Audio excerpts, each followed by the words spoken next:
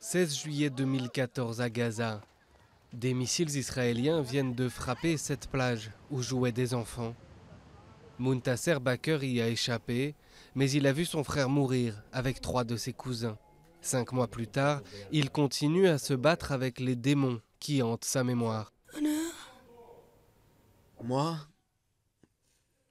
je rêve de prendre une Kalachnikov et je les attaque. Je leur tire dessus parce qu'ils ont tué mon frère. Cet été, 500 enfants sont morts pendant le conflit, près d'un quart des victimes palestiniennes.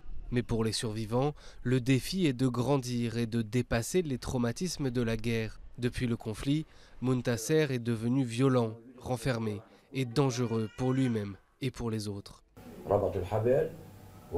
Il a attaché une corde et l'a apportée dans le salon pour pendre ses cousins et cousines.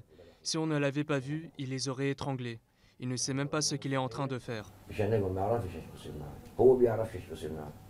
À Gaza, les enfants de 6 ans ont déjà connu 3 guerres. Difficile de guérir et de suivre des soins sur le long terme. Ils font des cauchemars, ils crient la nuit. Ils veulent dormir dans le lit de leurs parents, ils ont peur et se sentent inutiles. D'un coup, des enfants de 5 ans se mettent à parler comme des bébés. Donc nous essayons de les stabiliser.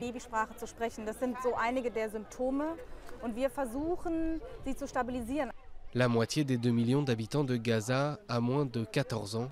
Et en plus de la souffrance psychologique liée à la guerre, il y a peu de structures spécialisées pour les prendre en charge.